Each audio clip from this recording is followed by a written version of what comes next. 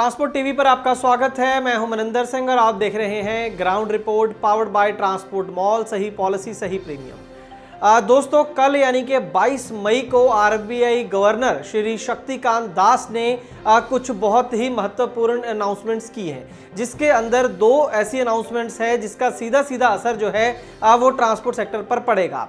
सबसे पहली अनाउंसमेंट है ईएमआईज को लेकर, यानी कि आपकी गाड़ी की किस्तों को लेकर, और दूसरी अनाउंसमेंट है ब्याज दरों को लेकर। तो आज की इस ग्राउंड रिपोर्ट के अंदर हम आपको सरल भाषा में साफ साफ शब्दों में ये बताने की कोशिश करेंगे कि इन अनाउंसमेंट्स का जो है आपके ऊपर क्या असर पड़ने वाला है, क्या आपको कोई फायदा होगा या नहीं होगा।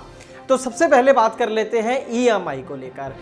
ईएमआई दोस्तों, जैसे कि आप जानते हैं कि हमारे देश में कोरोना वायरस फैली और उसके बाद लॉकडाउन हुआ और 25 मार्च को आरबीआई ने अनाउंस किया था कि मार्च, अप्रैल और मई 3 महीनों की जो किस्तें हैं उसका मोराटोरियम अनाउंस किया था, यानी कि 3 महीने के लिए आप किस्तें जो हैं वो अपनी आगे डाल सकते हैं। 3 महीने आपको किस्तें आपकी गाड़ी की देने की ज़रूरत नहीं है, फिर चाहे वो आपकी गाड़ी की हो या होम लोन की हो, कोई किसी भी तरह का लोन हो सकता है। लेकिन हम ये भी जानते हैं कि उसका जो अनाउंसमेंट थी उसका ज़्यादा फ़ायदा नहीं हुआ और ज़्यादा लोगों को उसका फ़ायदा मिला नहीं, जिसकी एक वजह ये रही कि किस्तें तो आगे गई, लेकिन ये भी अनाउंस कर दिया गया साथ ही आरबीआई के द्वारा कि ब्याज जरूर लगेगा। वो जो किस्तें आपने नहीं दी उसका ब्याज जो है वो आपसे वसूला जाएगा। इसके चलते भी बहुत से लोगों ने ये ऑप्शन नहीं ली और बहुत से ऐसे केस भी थे कि लोग इसकी ये जो छूट थी सरकार की तरफ से उसका फ़ायदा लेना चाहते थे, लेकिन बैंकों ने या फाइनेंशियल कॉरपोरेशन जो है एनबीएफसीज हैं उन्होंने ये जो फ़ायदा था वो आगे पास ऑन नहीं किया। तो अब जो अनाउंसमेंट हुई है 22 मई को, उसके अंदर क्या किया गया है कि जो 3 महीने के मोरेटोरियम था ईएमआई के ऊपर उसको 3 महीने के लिए और आगे बढ़ा दिया, यानी कि टोटल जो मोरेटोरियम था वो 6 महीने का हो गया है। अब 31 अगस्त तक आपको किस्तें भरने की ज़रूरत नहीं है, यानी कि जून, जुलाई, अगस्त की किस्तों के ऊपर भी राहत है जो वो अनाउंस की गई है आरबीआई के द्वारा। लेकिन यहाँ पर मैं आपको बता दूं कि ये भी जो नया मोरेटोरियम अनाउंस हुआ है इसका स्ट्रक्चर भी पहले जैसा ही है। अगर आप किस्तें नहीं भरेंगे इन 3 महीने तो आपसे ब्याज जरूर वसूला जाएगा और वो जो है ब्याज बहुत ज़्यादा बड़ी रकम आगे चल के बन जाती है, जिसका आपको नुकसान हो सकता है। कितना नुकसान हो सकता है, कितना फ़ायदा हो सकता है, वो हम आपको एक एग्जाम्पल के ज़रिए बताने की कोशिश करते हैं। सबसे पहले तो फ़ायदा हम उस केस में कह सकते हैं कि मान लीजिए आपके पास पैसा है ही नहीं देने को, आप देना चाहते हैं, आप ब्याज से भी बचना चाहते हैं लेकिन पैसा है ही नहीं, तो उस केस में तो देखिए इसका फ़ायदा है। तो कम से कम आप अगले 3 महीने तक जो है वो किस्तें देने से बच जाएंगे और डिफ़ॉल्टर भी नहीं होंगे, सिबिल में आपकी रेटिंग भी कम नहीं होगी, कोई आपकी गाड़ी को भी नहीं पकड़ेगा। लेकिन इसके नुकसान क्या हो सकते हैं, दूरगामी परिणाम क्या हो सकते हैं, वो हम आपको एक एग्जाम्पल के जरिए बताते हैं। दोस्तों, ट्रांसपोर्ट टीवी के एक हमारे दोस्त हैं, फाइनेंशियल एक्सपर्ट हैं सुनील बंसल जी, उनसे हमने एक रिक्वेस्ट की कि आप आसान भाषा में समझाएं कि इसका क्या नुकसान हो सकता है अगर कोई गाड़ी मालिक जो है वो इस मोरेटोरियम को चूज़ करता है। तो सुनील जी ने हमें साफ साफ ये बात समझाई एक तो कि इस बात से कोई फ़र्क नहीं पड़ता है कि आपका कितना लोन पेंडिंग है, 20 लाख का, 50 लाख का पेंडिंग है, 80 लाख का, इस बात से कोई फ़र्क नहीं है। इस बात से भी कोई फ़र्क नहीं है कि आपकी जो किस्त है वो 20,000 की है, 50,000 की, 80,000 की है या 1 लाख की है। फ़र्क इस बात से पड़ता है कि कितनी देर का लोन पेंडिंग है, 2 साल का, 3 साल का, 5 साल का, या किस रेट ऑफ इंटरेस्ट पर आपने ये लोन लिया है। सबसे पहले अगर हम ये अज्यूम करें कि 5 साल पड़े हैं आपका अभी जो किस्तें पेंडिंग है उसकी, तो और 12% पर आपने जो लोन वो ले रखा है और आपने पूरे 6 महीने का मोरेटोरियम ले लिया है, यानी कि 6 की 6 किस्तें आपने डिसाइड कर लिया कि मैं बाद में भरूंगा, बैंक को इंटीमेट भी कर दिया और बैंक ने आपकी रिक्वेस्ट मान भी ली है, और अभी आपने 6 किस्तें नहीं भरते हैं आप मार्च से लेके अगस्त तक, तो बाद में कितनी किस्तें भरनी पड़ेंगी? बाद में आपको 11 किस्तें भरनी पड़ेंगी। जी हाँ, 6 तो ये भरनी ही है जो आपने अब नहीं भरी, और 5 किस्तें एक्स्ट्रा। अगर 50,000 की ईएमआई थी तो भी 5, अगर 80,000 की ईएमआई थी तो भी 5 किस्तें, और अगर 20,000 की थी तो भी 5 किस्तें एक्स्ट्रा लग जाएंगी। यानी कि 5 साल का भी आपका लोन रहता था, 60 किस्तें मोटा मोटा आपकी रहती थी, तो अब आपको टोटल 65 किस्तें देनी पड़ेंगी। और दूसरी तरफ अगर एक और एग्जांपल लें कि 3 साल रहते थे अभी लोन खत्म होने को और 12% पर आपने ये लोन ले रखा है, उस केस के अंदर 6 किस्तें तो देनी ही है, जो अभी आपने नहीं भरी वो बाद में भरेंगे और उसके साथ 3 किस्तें और भरेंगे। जितनी भी EMI है 3 किस्तें आप उसके बाद और आपको भरनी होगी। तो आपको ये डिसाइड करना है कि मुझे इतने पैसे बाद में भरने हैं एक्स्ट्रा, या फिर मैं जो EMI मेरी बनती है अभी भी, या फिर जो EMI मेरी अब बन रही है मैं वैसे ही भरता रहूं और ये जो सरकार की अनाउंसमेंट है इसका मैं फ़ायदा अभी ना लूं, तो फिर जो एक्स्ट्रा जो EMI आपको भरनी पड़ेंगी उससे आप बच जाएंगे। तो जैसे कि मैंने कहा, ये केस टू केस बेसिस पे डिपेंड करता है। अगर आपके पास पैसे हैं तो अच्छी बात है कि आप ये किस्तें अभी भरते रहें, इस फैसिलिटी का फ़ायदा ना लें, क्योंकि शॉर्ट टेम्पररी फ़ायदा होगा लेकिन लॉन्ग टर्म में लॉस होगा। लेकिन अगर आपके पास पैसे हैं ही नहीं, आप पे कर ही नहीं सकते, फिर आपके पास कोई ऑप्शन नहीं है, फिर आप अपनी बैंक को, NBFC को रिक्वेस्ट करें और इस मॉरेटोरियम का फ़ायदा लें। यहाँ पर मैं आपको ये भी बता दूं कि आपकी बैंक के पास या NBFC के पास ये पावर है कि वो आपको मना कर सकती है इसके लिए, क्योंकि RBI ने ऐसे ही कहा है, वो डिस्क्रिशन दी है जो फाइनेंशियल इंस्टीट्यूशन है कि आपकी मर्जी है, केस टू केस बेसिस पर वो डिसाइड कर सकते हैं कि आपको ये राहत देनी है या नहीं देनी है। इसके बाद दोस्तों दूसरी चीज, जो रेपो रेट कम किया गया है उसके बारे में भी बताएंगे, लेकिन उससे पहले all India motor transport congress के अध्यक्ष श्री कुलतरण सिंह गटवाल और all India transport welfare association Etawah के प्रेसिडेंट श्री महेंद्र आर्य जी, उन दोनों का क्या कहना है ये जो अनाउंसमेंट है उनको लेकर, पहले वो सुन लेते हैं। मेरे ट्रांसपोर्टर भाइयों और ऑल इंडिया मोटर ट्रांसपोर्ट के तमाम सदस्यों, आपकी सबकी कोशिश से जो हम लगातार कोशिश कर रहे हैं उसमें आज अच्छी कामयाबी मिली। जो EMI का बोझ काफ़ी बड़ा होता है ट्रांसपोर्टर्स के ऊपर, उसकी हमें एक्सटेंशन मिल गई 3 महीने की, और उसके बाद हम कोशिश करेंगे जो इंटरेस्ट वीवर की बात कर रहे थे कि इंटरेस्ट भी छोड़ा जाए, और बाकी जो हमारे मुद्दे हैं, चाहे वो टैक्सेस का मुद्दा हो, नेशनल परमिट का हो या इंश्योरेंस का हो, उनके लिए हम पूरी कोशिश कर रहे हैं। ये जो कामयाबी है आप सबकी कामयाबी है, ये पूरी टीम के एफर्ट्स हैं। आप सबको बहुत बहुत मुबारक। मैं EMI की चर्चा करूंगा। इससे क्या फर्क पड़ा? 3 महीने का और मॉरेटोरियम दे दिया गया।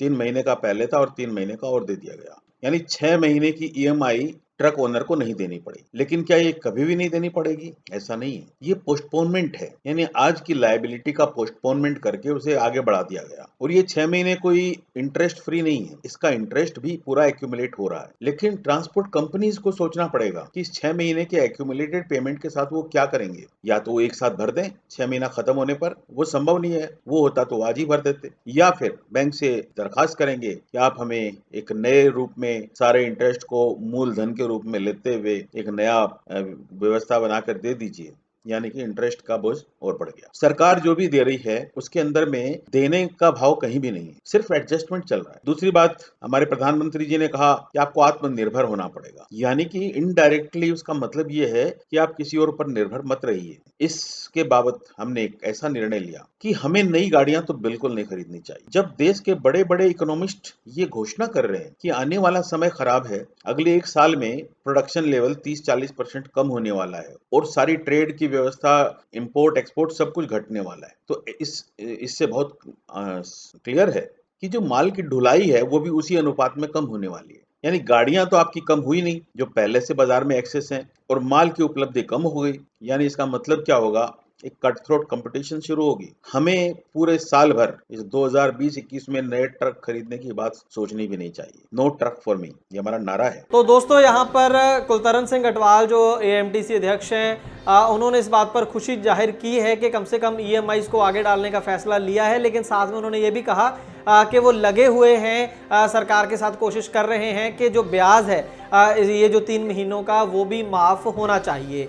तो वो कहीं ना कहीं अभी उम्मीद है उनके पास कि ये ठीक होगा, ब्याज जो है वो माफ़ होगा। दूसरी तरफ जो एटवा के अध्यक्ष हैं श्री आर्य जी, उन्होंने इसके ऊपर निराशा जाहिर की है कि सरकार ने जो EMI आगे डालने का फैसला किया है उससे कोई ख़ास राहत लोगों को मिलने वाली नहीं है, क्योंकि ब्याज जो है वो वसूला जाएगा गाड़ी मालिकों से।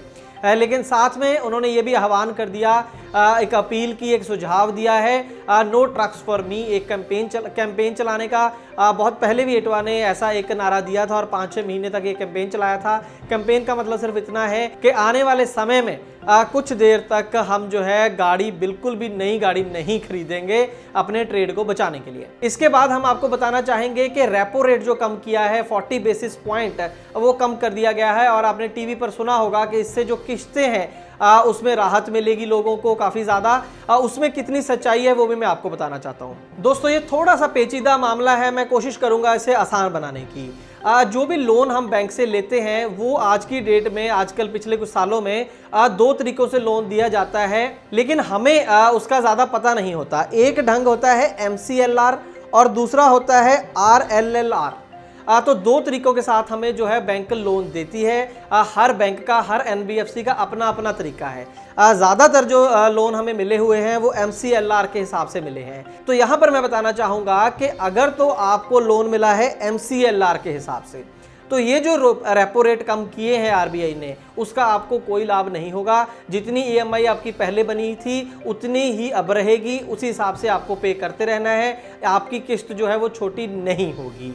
लेकिन अगर आपका जो लोन है, चाहे होम लोन हो या फिर ऑटो लोन, आपकी गाड़ी का लोन है, वो RLLR के हिसाब से आपका जो लोन आपको मिला हुआ है, तो उस केस के अंदर जो आपकी किस्त है वो थोड़ी सी छोटी हो सकती है, ब्याज दर थोड़ी कम हो सकती है अगर आपका जो लोन मैंने बताया RLLR वाले सिस्टम के तहत मिला हुआ है। वो आपको अब अपनी बैंक से, आपकी NBFC से चेक करना होगा कि आपका जो लोन है वो MCLR के तहत मिला है या RLLR के थ्रू मिला है। लेकिन यहाँ पर मैं बता दूं कि अगर आपका जो लोन है वो RLLR के जरिए मिला है आपको, तो भी ये गारंटी नहीं है कि आपकी किस्त छोटी होगी, आपकी ब्याज दर कम हो जाएगी, क्योंकि वहाँ पर भी ये डिस्क्रिशन है आपकी जो कंपनी है, फाइनेंस कंपनी, उसकी कि आपकी जो किस्त है वो छोटी करनी है या नहीं करनी है। RBI ने कोई मैंडेटरी नहीं किया है उनके लिए, ऑप्शनल है। और यही हाल जो है वो नए लोन्स का रहेगा। जो गाड़ियां अभी आप खरीदेंगे उसके ऊपर आप जो लोन लेंगे वो भी डिपेंड करेगा कि आप अगर RLLR के थ्रू ले रहे हैं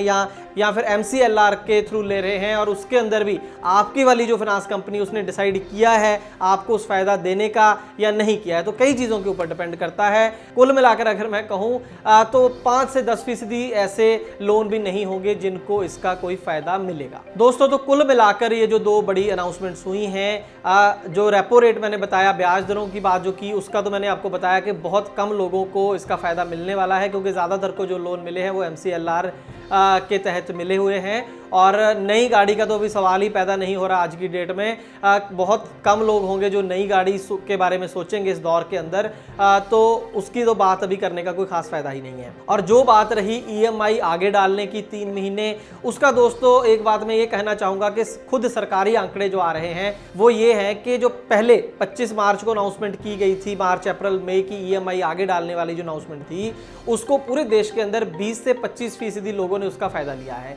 तो जिस स्कीम का फायदा 80% लोगों को या 75% लोगों को मिला ही नहीं, उसी स्कीम को आगे एक्सटेंड कर दिया गया है। ये सोचने वाली बात है। ऐसी स्कीम लानी चाहिए थी जिसका फायदा 100% लोगों को मिलता, और वो सिर्फ उसी केस में मिल सकता था जब बिना ब्याज के ये जो किस्तें हैं, EMIs हैं, वो आगे डाल दी जाती। इसकी रिक्वेस्ट बाकायदा all India motor transport Congress हो या इटवा हो, तमाम एसोसिएशंस करती रही हैं सरकार के सामने, ये रिक्वेस्ट करती रही हैं, पत्र लिखती रही हैं। शायद ये सुझाव सरकार को पसंद नहीं आए हैं। तो फिलहाल जो किस्तें आपकी आगे पड़ेंगी, अगर पड़ेंगी, तो उसका ब्याज आपको जरूर देना पड़ेगा, जिस हिसाब से हमने आपको बताया। तो हम उम्मीद करते हैं कि ये जानकारी आपके लिए लाभकारी साबित होगी, लेकिन हम आपकी राय भी जानना चाहते हैं, जो आप कमेंट सेक्शन में जरूर दीजिएगा।